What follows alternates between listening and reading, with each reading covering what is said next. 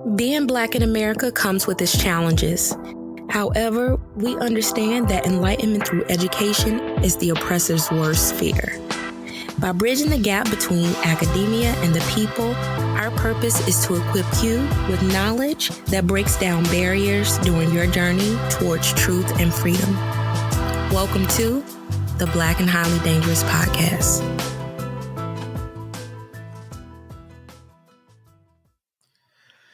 Hey, yo, Daph, what's up? What's up? This is our first kind of episode back. We're starting our kind of summer break that we discussed last week. So all this episode and next few episodes will be pre-recorded. Only thing missing will be Oh Lord News. But we're just on here to kind of briefly introduce today's guest, which is a friend of mine from Purdue, and he's here to talk to us about investing. Yes. We have an absolutely amazing conversation with Dshawn Thomas, who has an amazing day job doing corporate functions, but he also spends a lot of time building wealth and building knowledge in the investment realm. Mm-hmm. Yes. And so we wanted to tailor this conversation to folks who are, maybe thought about investing and kind of want to know the beginnings of, where to invest, how to invest, resources. He provides some excellent resources and tells a lot of great stories about his experiences investing, how he got started, how it led to other more advanced forms of investing and even into buying or purchasing a rental property. Yep. He'll share lots of different resources related to how do you get started, what are some of the challenges, some of the myths, some of the misconceptions. I think it will be a very informational conversation. For sure. So without further ado, let's get Dshawn on and then we'll catch up with y'all afterwards. It was good, man. I'm glad to be here. I listen, so yes. It's different. It feels weird, but I'm glad to be here. Being on the other side. Yeah, I know, right? Being on the podcast, yeah. Right. And we can learn from you, listen to you, drop your gems. Hey, I'm just a guy trying to make it. Gems. So Dshawn, one of the reasons I wanted to bring him on today is because, again, me and him talk often, and he is someone who is very much into investing and is looking, to further that in his career and his lifestyle, etc. And so we just want to have a quick conversation with him today about investing kind of one-on-one. And just giving tips and things that he's learned along the way as he's still doing and currently doing and learning now. But I think it's good to catch people who are in it right now instead of folks who have been doing it for years, because then sometimes you forget the minor details and that kind of stuff. But before we get into you and investing, just take a second and give our listeners a little bit of background information about yourself, kind of introduce yourself to our audience. Okay, cool. So we, me and Tyrell go back to Purdue. So there I majored in structural engineering, got my master's there as well. Ended up doing bridge design for a few years and transitioned over to building design. And then one day I woke up, I was like, I ain't got a passion for this anymore. I like money. So I moved into corporate functions recently. I got a passion for kind of entrepreneurship and then, just trying to see if things work. I'm just a regular dude trying to make it, So that's kind of a little bit about me. I guess, I could say it's for our audience, but it's really for me. What is corporate functions? But so corporate functions is basically just kind of like how the company runs, as far as like finance, margins and developing business cases, why we should do this and why we shouldn't do that, how our employees work, project delivery. So kind of anything that kind of is going to make the company some money, or kind of directed from the top. So basically, it's kind of corporate functions. You're more so working closer with kind of C-suite people, directors, vice presidents, and stuff like that. That's kind of like the high level version. Okay. That makes sense. So, I guess we're wondering structural engineer, corporate functions, and you're also an investor. And so what led you to your journey to becoming an investor? Oh, you know what? So I guess my journey started back, way back when, kind of like high school.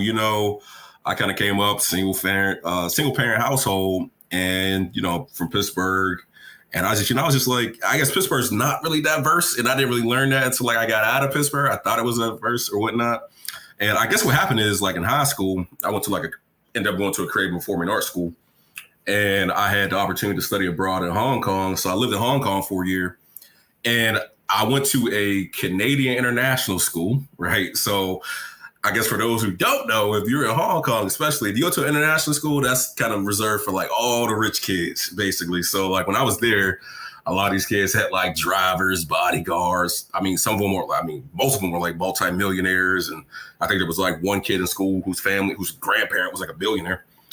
So they would talk about like, I'm like 17 at the time. They're talking about like, I got stock and this and that. I'm like, stock, what's that? And I was like, I thought I had a grasp of it or whatnot, and I'm just like, well, I thought you had to be 18 and stuff like that. So, fast forward, I know you can have custodial accounts now and stuff like that. So I told myself, okay, once I get back to the United States, I turned 18. So I turned 18 in Hong Kong. I was like, once I get back to the United States, I'm invested in stock. I'm like correlating to their lifestyle that they live in, because I lived a whole different lifestyle when I was in Hong Kong. I was like yacht parties and all types of crazy stuff. So basically when I got back, my first year in college, what I did was I got my refund check. I ain't buy no books. Like I used that money. I went down to Scott Trade and opened up a brokerage account. And this is literally, so basically I graduated high school in 2008. So if you're familiar with the market crash and stuff back then, the economy wasn't doing too great back then. But I was like, this is the best time to buy. So like everything was down or whatnot. So I'm like in my first year of college, I think I had bought like, I know what I was doing, honestly. It was just kind of like trial by error. And I think that's the problem. Like a lot of people don't start. It's like, you just got to start and just jump in there sometimes, especially if you ain't got nobody or know anybody that's going to kind of help you out or has been doing it. So basically I just jumped in there, started buying stuff, and I was making money. I was losing money, making money. But one of the best kind of trades I did, right? So I had bought Fannie Mae, which I still own today, and I'm kind of mad about that. Cause they had to, the government had to bail them out. And basically the government will not let them give that money to shareholders. And I'm still holding on, hoping that, one day they'll let them go. So basically what happened was I had bought like AIG was trading at like $600 something a share or whatnot. And they tanked to like, I can't remember, like $1, $2 something. So like I used some of that money I was making. So mind you, I only started out with like $1,000 or whatnot. So I think by the time I bought AIG, and literally this is happening in like weeks and weeks, I probably bought, I think like 1,000 shares of AIG or something like that. And literally 8 months later, them joints went up to like 30. So do the math, So I was like, I knew this money was kind of different, but I didn't know it was like this, right? So anyway, I'm doing my thing, but then I had gotten a GM trade, and GM and this is what I realized, like, okay, this is nothing to play with either, because like I remember losing like 10 grand in seconds.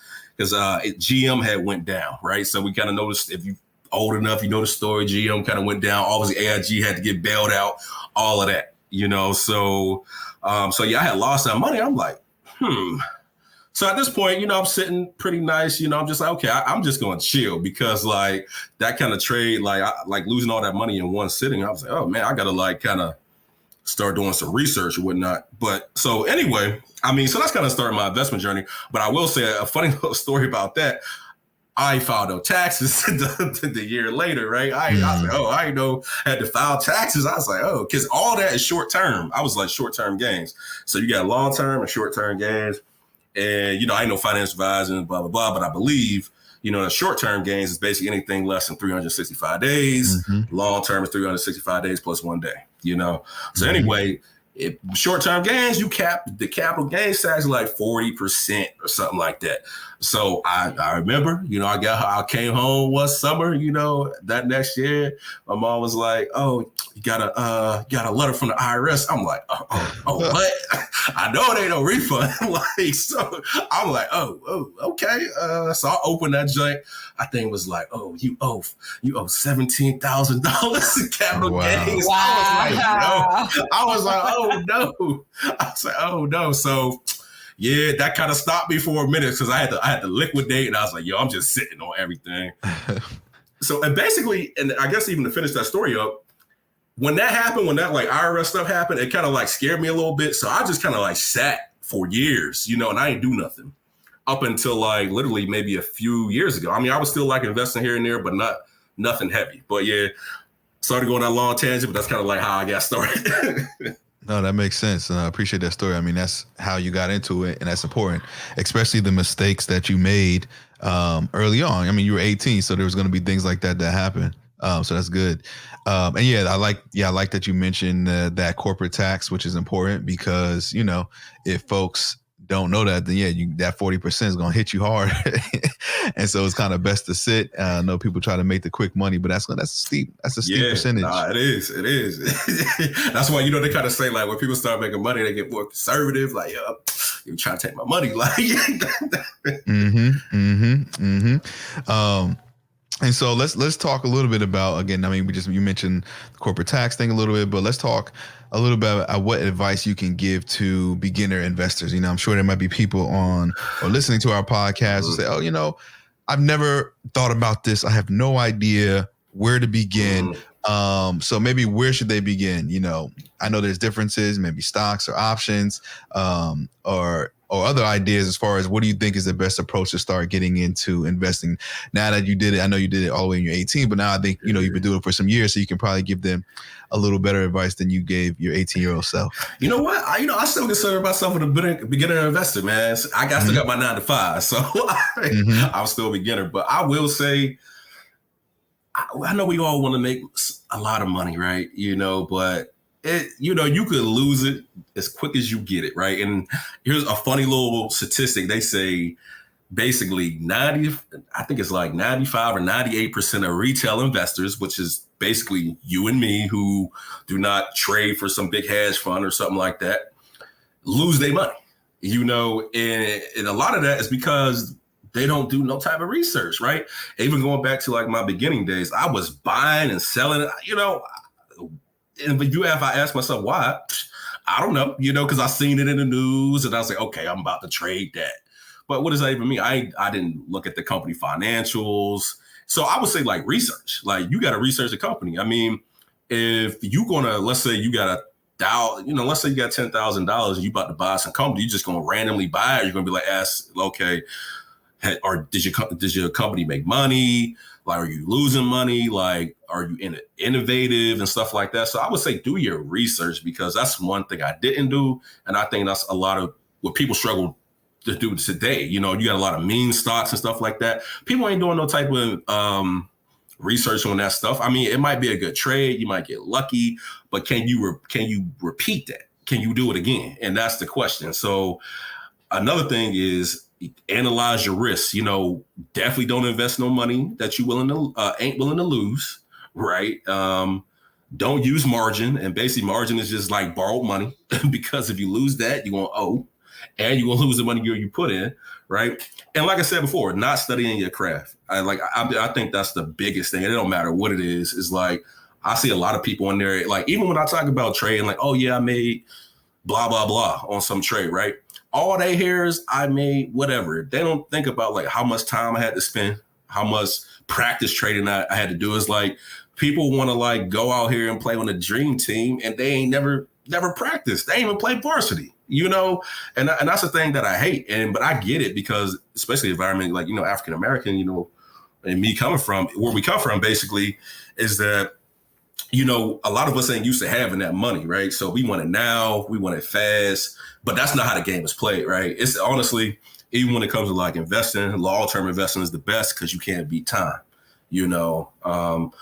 But yeah, I would say like, I mean, the biggest piece of advice I could say is study your craft. Because, you know, I heard before, this is one thing I heard before, you said, if you want to keep something from Black people, make them research it.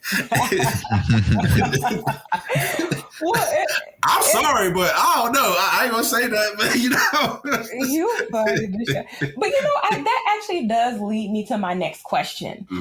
Because sometimes there have been instances where you don't even know what to look for it's like you either know, if you know, you know, and if you don't, you don't. So, like kind of stepping back a little bit, like what is some vocabulary that people can use to like just even dive in? So, we've heard stocks and options, dividend, like what's some vocabulary and some language that beginners should know as they begin to research?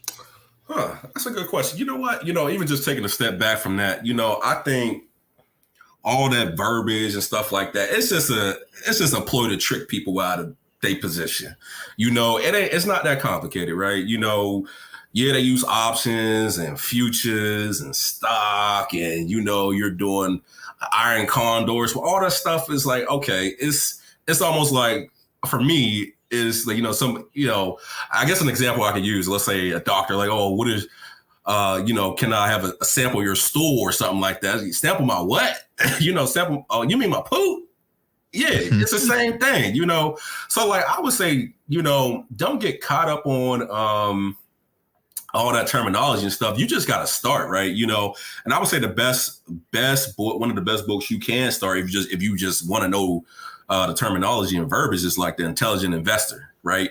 And there's another one called Money Master the Game by Tony Robbins, which is pretty good. It's like almost like I don't want to say a Bible, but I'm just going to use that term of like, types of, how to invest, how to save your money, having an account, having a financial advisor and stuff like that. And then a really good book to read, right? And it's very short and you don't really think about it. It's called The Richest Man in Babylon. If you read that book, how many times you read that book, you're going to gain something, because it doesn't really talk about, like, it doesn't use terms of like, investing, but like it's literally how to be a good investor. And that's making your money work for you, So I would say like those kind of 3 books or whatnot are good. But honestly, there's a great platform out here, that's kind of coming up because, I guess we'll eventually talk about it. Just kind of a rise in like entrepreneurship and like trading and stuff like that, as we all know. And one of the like kind of the biggest platforms out there is a platform called Earn Your Leisure. And so Earn Your Leisure, I found out about them probably like early last year, before the kind of pandemic kind of started, right? And it's two Black guys, and basically they just talk about financial literacy. And they have something on every Monday. They have something called Market Mondays. And they just go over stock investing, and it's brought to us in a way that we can understand it, right? It's not using all that jargon. Yeah, it uses options and stuff like that, but like it's just presented to us that's kind of palatable in a way. So I mean, like I said, I don't want to get caught up in all the verbiage, because I think that kind of stuff kind of like deters people from like starting, right? But I would say if you want to start, you can start watching Market Mondays. It comes on YouTube, I believe 8 or 9 p.m. Eastern, and read Money to Master Game, Intelligent Investor, and The Richest Man in Babylon. So I think that's kind of, I know that didn't really answer the question, like, but I just kind of like, I think that kind of like terminology stuff kind of like deters people away.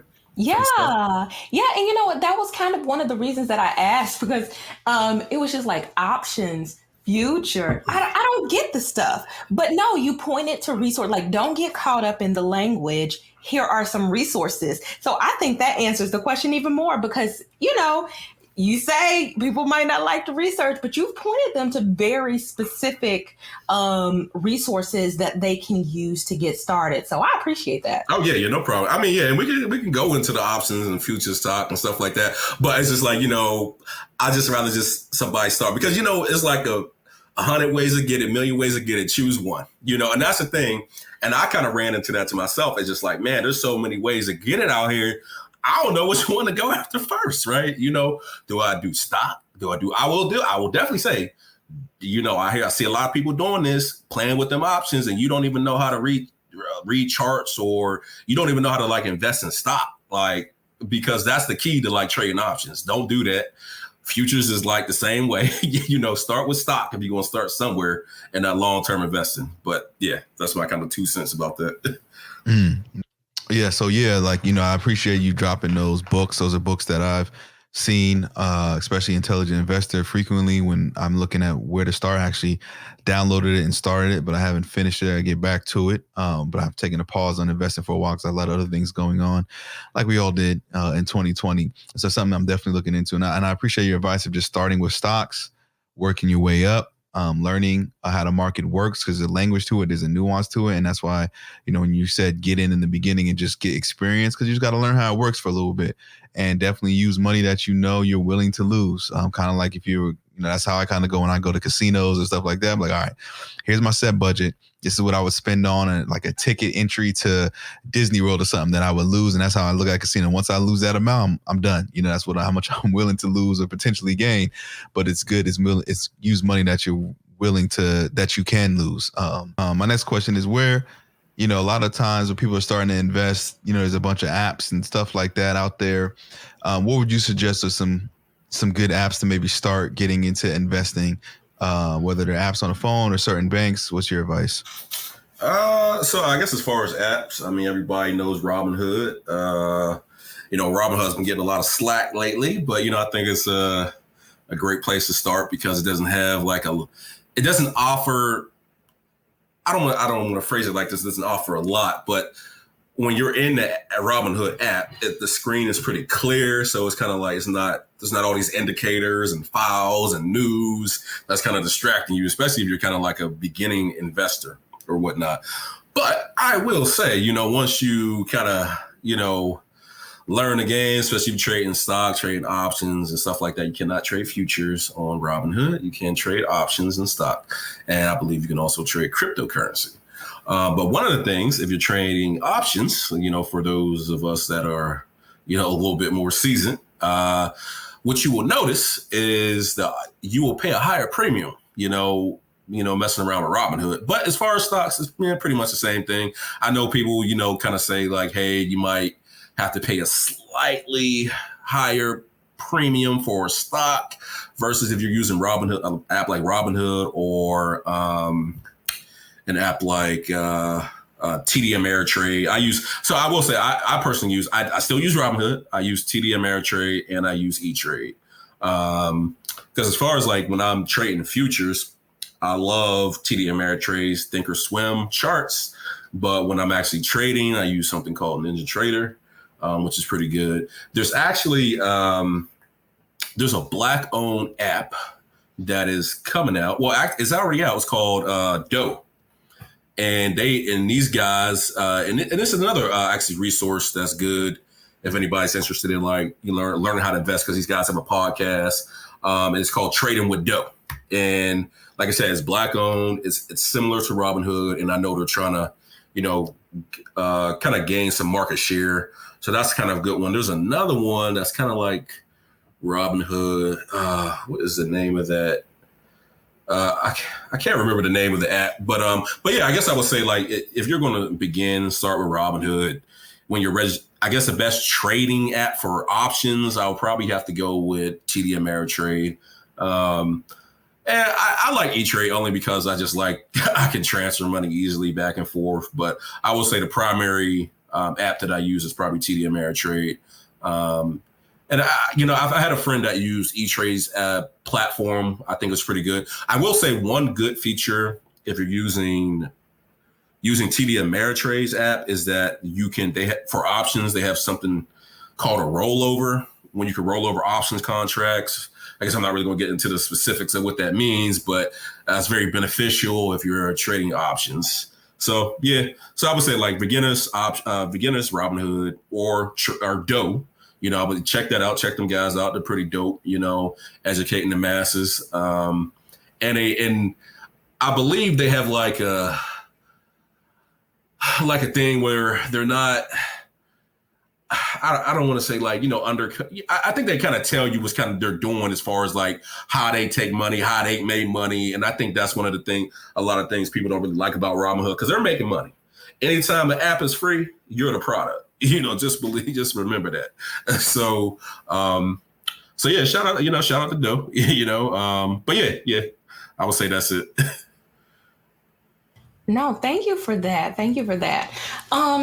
And kind of thinking about, you just mentioned how with Robinhood and like with some of the free apps that like, you know, if you're not paying, you might be the product. And I guess, do you have any other, you know, just tidbits of advice for beginning investors, or even things that they should avoid as they're starting out? Definitely, I mentioned this before. One thing, so you might have seen some of us might have seen an article that came out recently, and I think it happened maybe a year or so ago, maybe even sooner than that.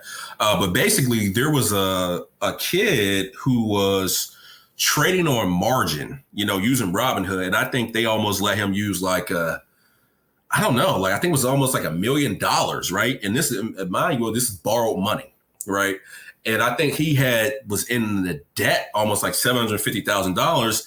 And actually, unfortunately, what ended up happening, he committed suicide, you know, because he's like, hey, he kind of wrote a letter. He kind of, you know, blamed Robinhood and said, hey, you know, I can't believe you let a young kid that doesn't have a job, I don't know the specific, but it was something along these lines, trade with this much money. I'm never going to be able to pay this back. So I think his family is trying to sue Robinhood right now.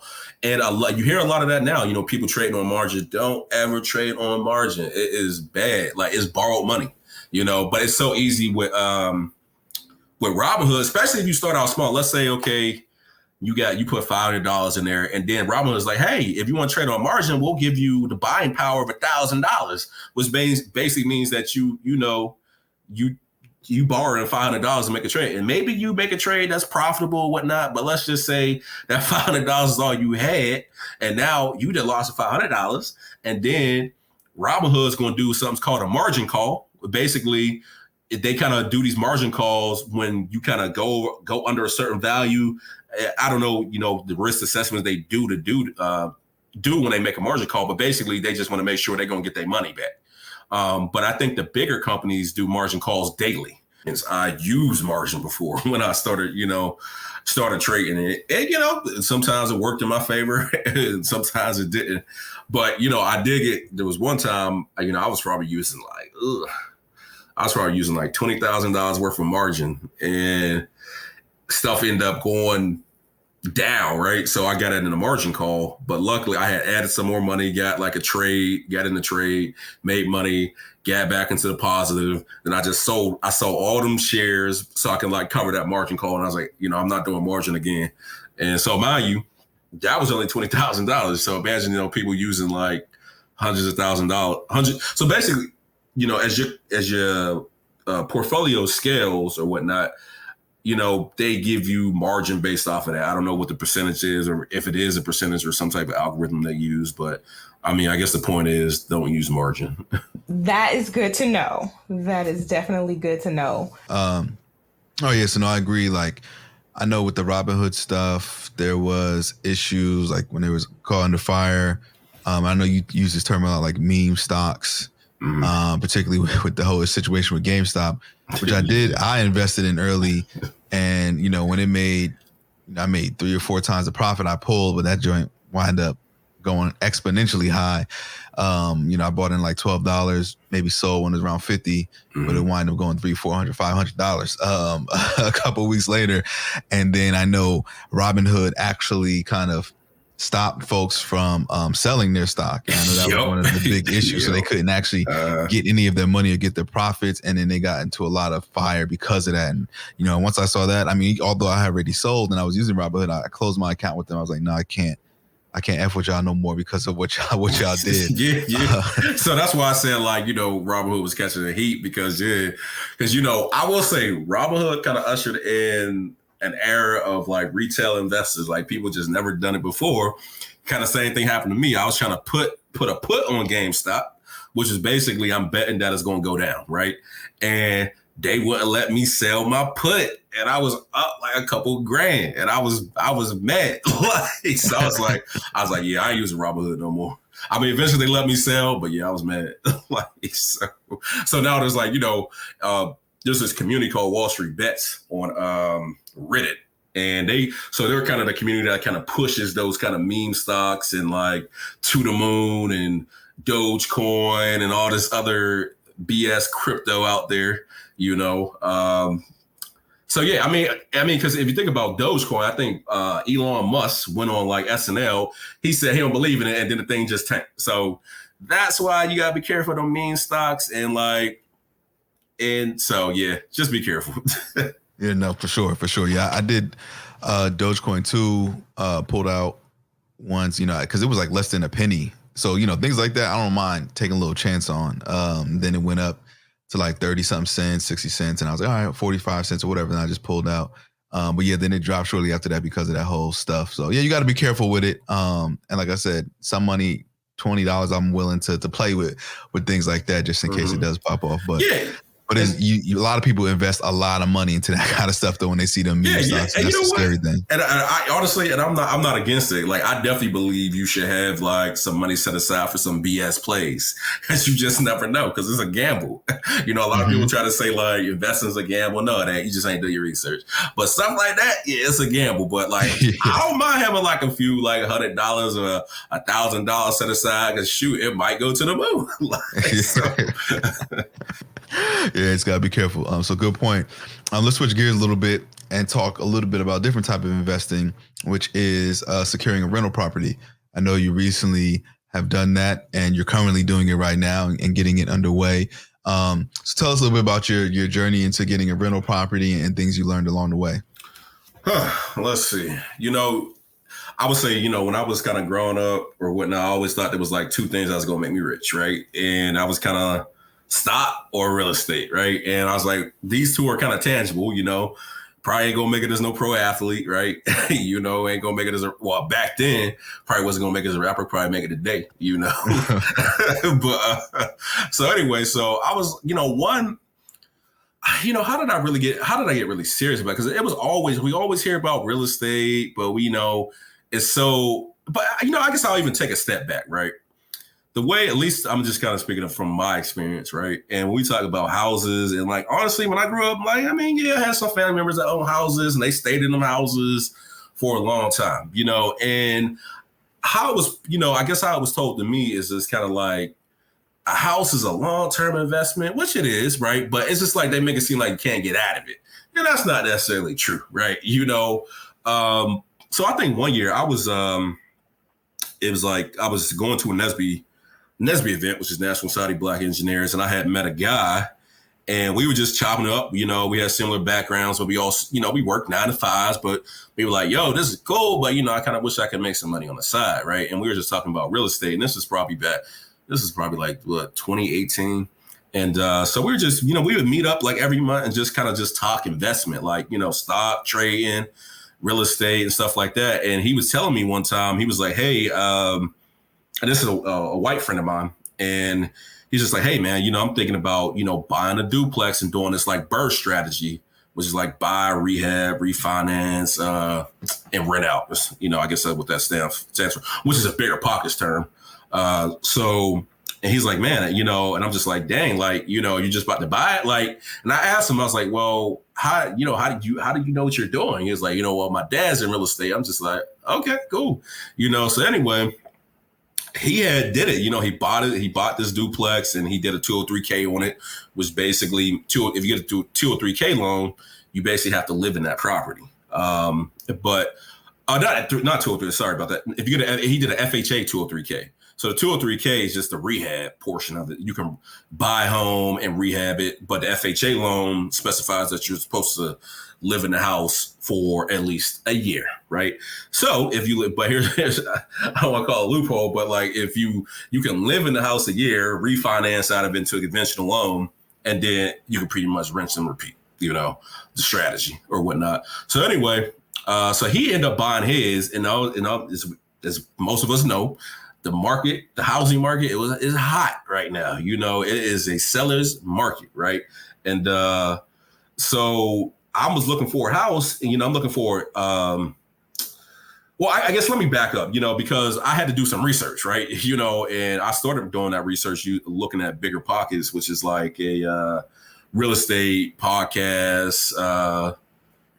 Yeah, basically like a real estate podcast. And one thing that was great about Bigger Pockets is like, I would be listening to episodes. I'm like, dang, I feel like they should be charging for this information.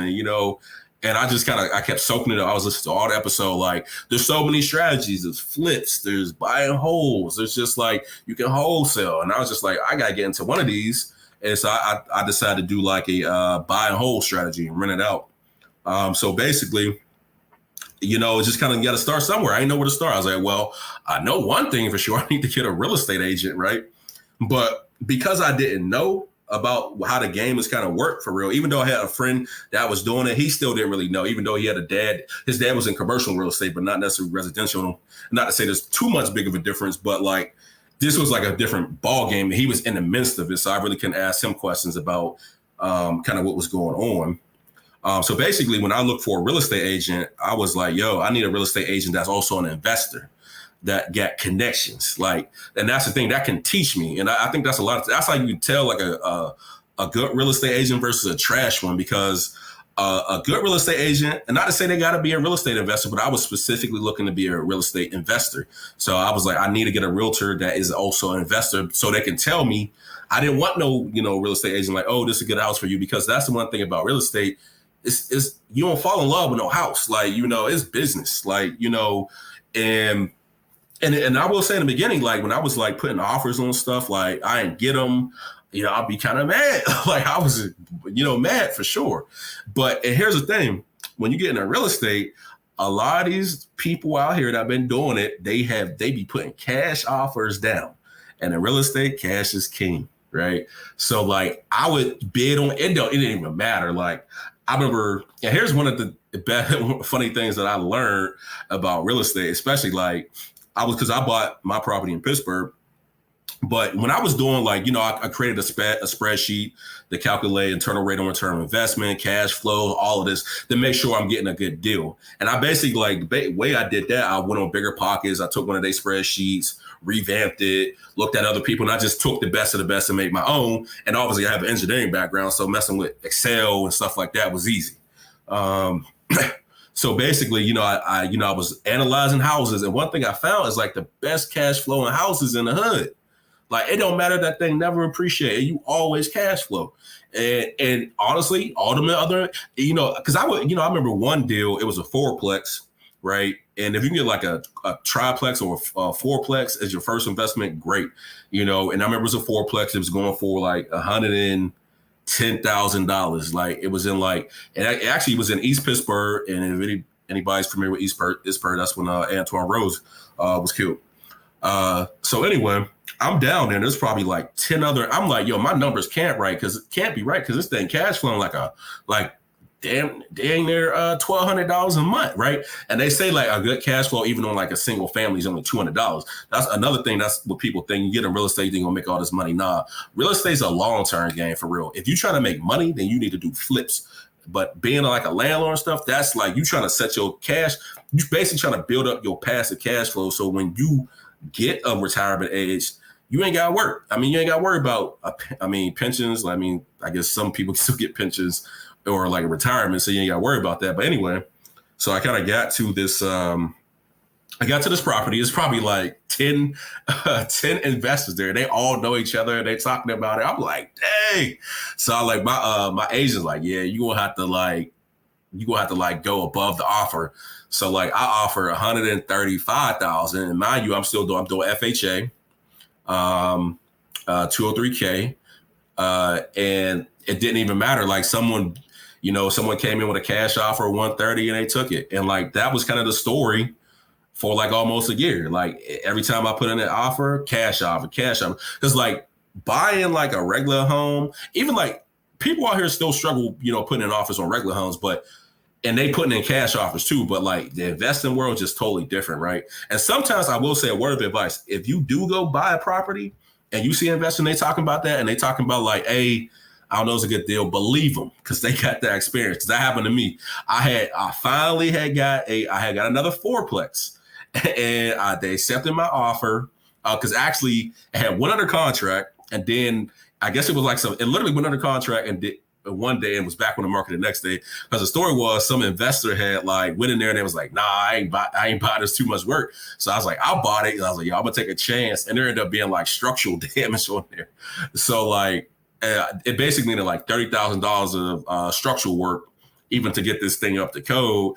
And the seller didn't want to come down on the price. And so got out the deal, then waited like another basic 6 months. And the only reason I had lucked up on my property is because my agent was also the listing agent. And one of her clients, this literally happened during the pandemic. So one of her clients basically was going to school at Pitt, the University of Pittsburgh or whatnot. It was from Florida, and they had bought it. He was going to go, and they had bought this property. They was going to rehab it or whatnot, and he was going to live in there and rent out the other 2 units that's there. But what happened was, like, basically nobody was going to school, and he was like at home. So he ended up moving back to Florida, and she basically say, "Hey, I'm going to sell this." And she told her client, the seller, basically like, "Hey, I got another client that's been looking for a while." Obviously, it's a weird situation there because, like, I will say, if I had to do it again, it's just like, because you walk in a fine line because, having your real estate agent represent the seller and the buyer, right? I don't want to say, that can play both ends against the middle, but I feel like one side, may lose or whatnot. But anyway, so that's how I got my property. And the experience has been really, really interesting, so because I did a 2 or 3K, so I got that the 2 or 3K is the rehab portion of it. And they were supposed to do the windows and like get everything up to code, blah, blah, blah, blah, blah. So, okay, so that's the thing. Then you got to find a contractor. So you got to find a good one. So I reached out to random people. I'm like, yo, I need an estimate on a property. And I'm thinking like, man, I don't even know, but I'm just hoping like it's only like 25,000 extra. So the first contract comes through, he's like, yo, you're looking at like at least $50,000 worth of work. And I'm like, what? So I'm like, I get another contract. It's like, yeah, it's about like 60. And I'm just like, so I got a third one, and they're like, yeah, about like 45. I was like, okay, so yeah, I guess I'm going to spend like 45 extra, right?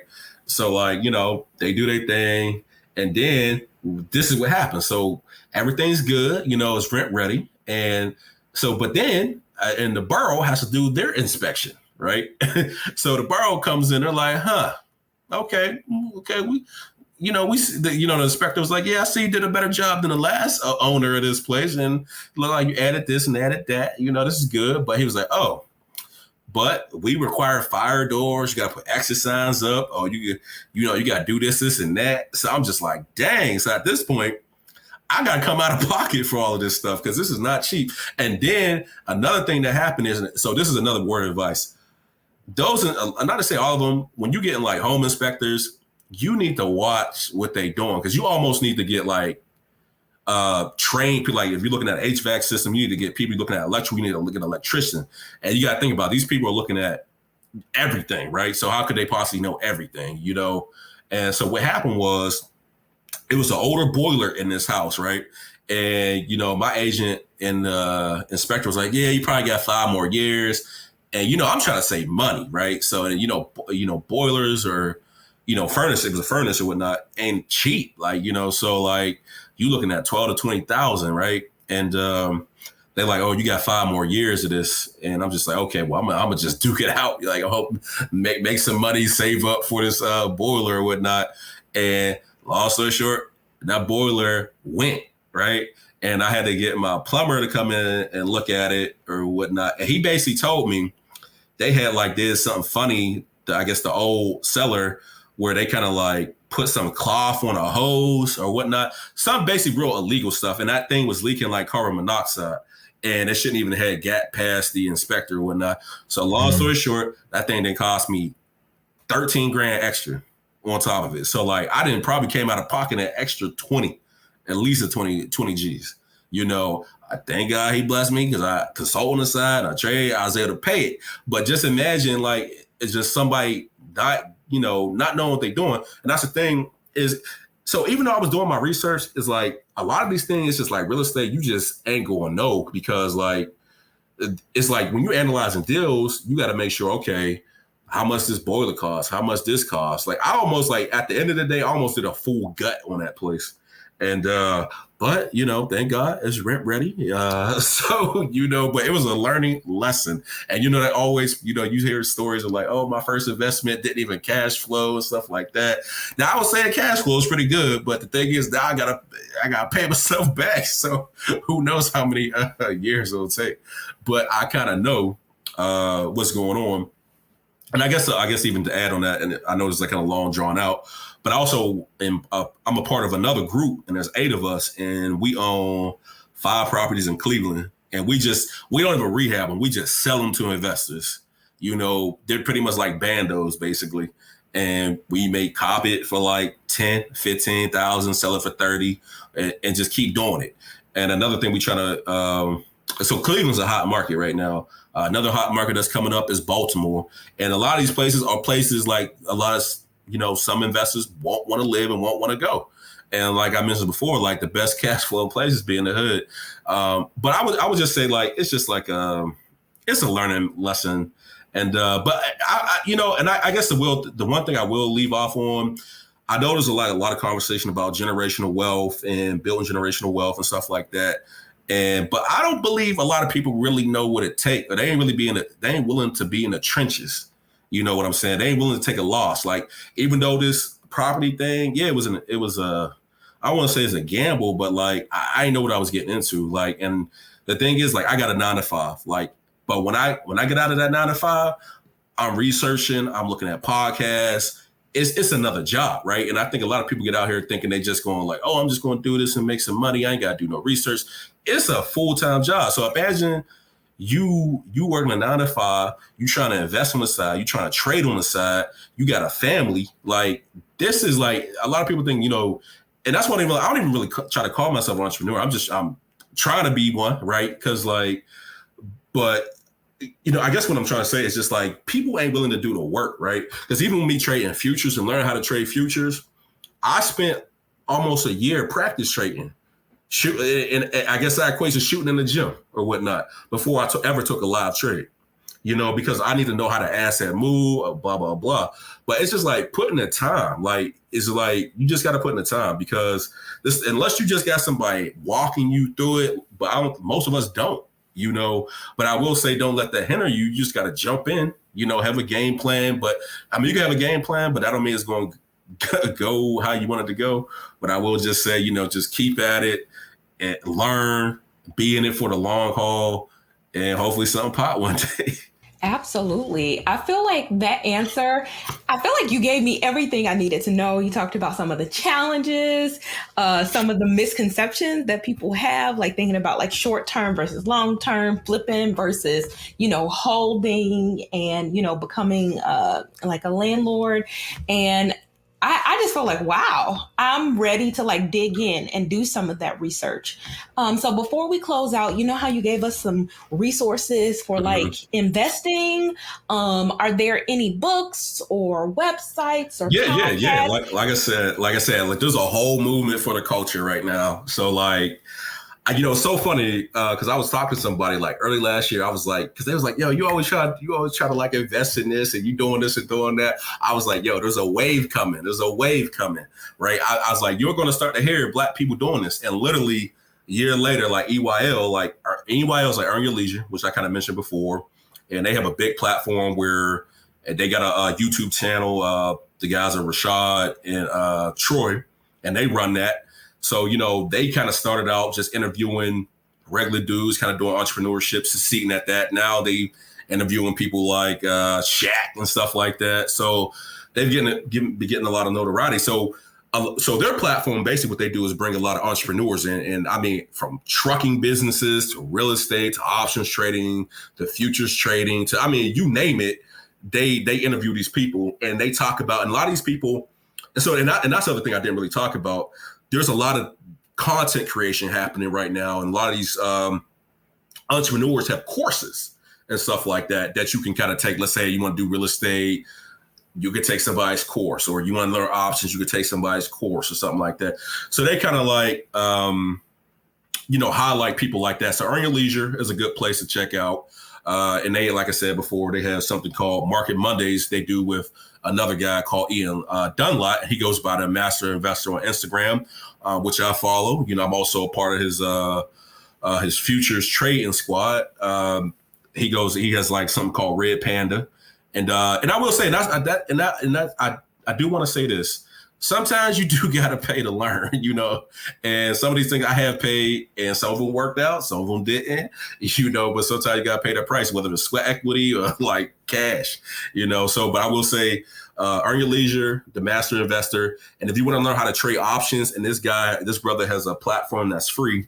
It's called the Come Up Series, and really dope. You know, he from Tuskegee University, was a former venture capitalist, and he's just changing the culture. So just definitely check out his. He has a YouTube series. Like I said, it's called the Come Up Series.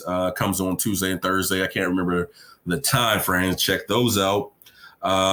It's Trading with Dough. You know, if you want to learn just about trading stocks, options, that's a good platform.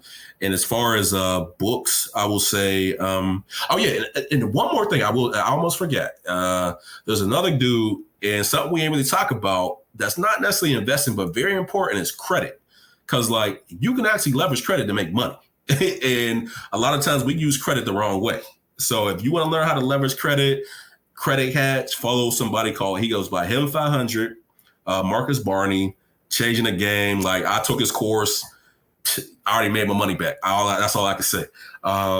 So check him out. And as far as books, like I mentioned before, Intelligent Investor, Money Master the Game. If you're into trading and like trading futures, there's a book called Trading in the Zone. Because I would say like trading futures is more psychological than anything.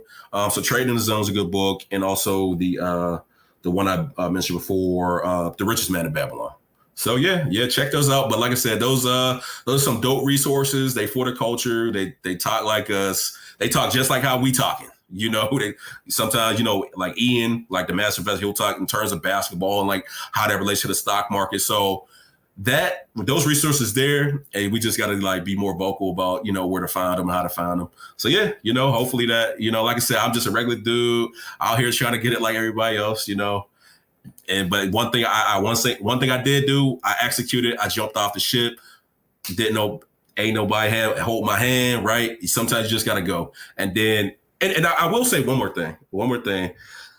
Sometimes we might find like people trying to invest and trade or whatnot, and you want to get your family involved. You want to get your friends involved. And sometimes they can't see it because they might want to see, oh, how much money did you make? Blah, blah, blah, you know? And sometimes they might not see it until you kind of spend enough time in the game to kind of guide them. And like, because sometimes people don't come to you until you start making this money. And that kind of happened to me. You know, in the beginning, I was like, okay, I don't know anything. So let me get a group of friends together and we can all learn this together. People fall to the wayside. They don't take it serious. Like I take it serious. Like, you know, I don't play no games about this. Like I'm not motivated. I'm dedicated to it. So like, I don't like, you know, so when I get into this, I'm like, yo, you either get 0 or 100 with me. There ain't no in between. Like, you know, if you got to spend 30 hours learning this a week, that's what you're going to have to do. But what happened was like, you know, people weren't kind of like buying, you know, not to say that's the right approach, but like, I think once I started like doing stuff and moving and shaking, people start seeing that, okay, he went from not knowing nothing to knowing a little bit of something. And I'm just like, yo, I still don't know nothing. I just did it. But like, I welcome everybody with open arms because I was like, hey, the more of us, the better, you know, that, you know, create that generational wealth, you know, and, you know, be the real GOAT. And, you know, what I call the GOAT is, you know, generating, you know, opportunities and assets together. So that's the last thing I'll, you know, leave off on. You know, appreciate it, man. All the gems you've been dropping. I'm sure our listeners gotten a lot out of this. Where can people find you? I know you're not really on social media, but I'm sure you're on something. Yeah, I'm on LinkedIn, so you can catch me on LinkedIn. You know, maybe I'll be a VP one day. Or maybe I saw my own hedge fund. You still using that headshot with your hands on your face, on your chin? I don't know what you're talking about. Oh, like you model? No. I got the ones with my hands on my hips. I'm important now. This guy. Well, all right, y'all head over to his LinkedIn to check out his hands on his hips and connect with Dshawn because he's doing a lot of great things. We appreciate you taking the time to come chat with us. Oh yeah, for sure, anytime. Thanks. So, Daphne, we think about Dshawn Thomas coming to talk to us today about investing in rental properties, on all those wonderful things that build generational wealth.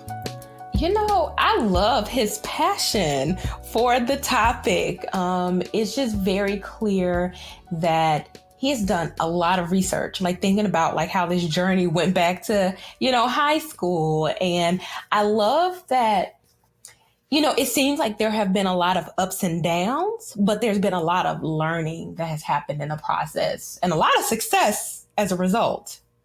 Yeah, he's definitely passionate. About a year or so ago, me and the boys were just catching up kind of in the beginning of the pandemic via Skype or whatever. And then we were talking about other things, and then he had mentioned his investing, and then we were like, oh, just ask him a couple questions, and then we turned to like a whole 90-minute seminar. He was breaking things down. He was showing us his chart, sharing his screen. It was like, oh, you serious about this? Okay. And it's good because, those are the kind of things you want to do in life, things that make you that excited, that you're very passionate about, and that clearly he's found his passion. Although it started with engineering, those skills I'm sure he used in engineering are definitely help him assess and understand the market and use that to make income and do things he's passionate about. But yeah, that passion is certainly clear when you talk to Dshawn about this kind of stuff. Yeah, absolutely. I appreciated just how many resources he shared and, encouraging listeners not to get too bogged down in lingo. Because I know I've gone online and I've read about options and futures. I'm like, what in the world are they talking about? Like, what are they talking about? Yeah. And I think it's just really important to find the types of resources, and whether that be people, whether that be books, that can break things down in a way that can allow you to act. You don't necessarily have to be able to engage in conversations using that language, but still be able to translate that into action in terms of investing. Yeah, definitely. You got to learn. Don't be overwhelmed. Start with where you're at. Start with as little as you want to. There's no rhyme or reason. You don't have to put thousands upon thousands. Hey, you want to put $50 in, put $50 in, see what you can do, learn how it works. The cool thing about the stock market and what I realized is like, it's essentially just almost free money. When you do let your money sit, especially with long-term investments, and you learn how it works, particularly if you want to feel safer with big tech companies or index funds, et cetera, more often than not, those are always going to go up, even if they take a little dip long term. And, that's money that you just already had and you just put in there, and it's just making more money for you while you sleep. And that's one way of gaining additional income and generational wealth, extra retirement funds, whatever it is. And you just start where you're at. So don't, a lot of times on social media, you'll see these quote unquote experts or these influencers talk about how you can make $1 million in 1 month and all this kind of stuff, which is overwhelming and definitely unrealistic in so many different ways. And I think that's just, Dshawn's kind of key advice is begin with what you're comfortable with. Absolutely. And, I think about like how they're, what you just mentioned, they're entry levels, and you can build up and you can move up. But I do think in terms of entry levels, I think it's important to do research. As he mentioned, if it's free, you're the product. And I think it's important to think about that, especially as you all were mentioning all the shenanigans that happened with Robinhood that we, all saw online. So I do say, be careful, do a little research. But that doesn't mean that you have to start day trading and stuff like that. That day trading stuff takes a lot of time. It's almost like a second job if you're doing that. But yeah, no, you're right. So yeah, we appreciate Dshawn taking the time to come chat with us. Click on the links to the resources provided that he mentioned, some pretty good ones. Also his LinkedIn, if you want to connect with him further to learn some more. I know he'd be willing to reach out to you and talk more about this, because that is certainly something he's passionate about. After you do that, follow us on social media at BHD Podcast is our social media handle. We're on Twitter, Instagram, and Facebook at BHD Podcast. You can visit our website, blackandhighlydangerous.com, to keep up with all our latest content. You can also email us at bhdpodcast@gmail.com if you have any questions, comments, concerns, ideas, whatever it is. We'd like to hear from you all. So please do that. And then go ahead and review and rate us on iTunes. That helps us out with the algorithm so that more people can find us. So we really appreciate when you all do that. And after you review and rate us, go ahead, share us with your friends, share us with your family, and share us with your enemies. And as always, continue to be the oppressor's worst fear. If you're interested in continuing this and other conversations, visit our website, blackandhighlydangerous.com, to subscribe to our email list, suggest topics, and participate in our discussion forums. Follow us on Twitter, Instagram, and Facebook at BHD Podcast. And please don't forget to subscribe and rate our podcast on your favorite platform. And as always, continue to be the oppressor's worst fear.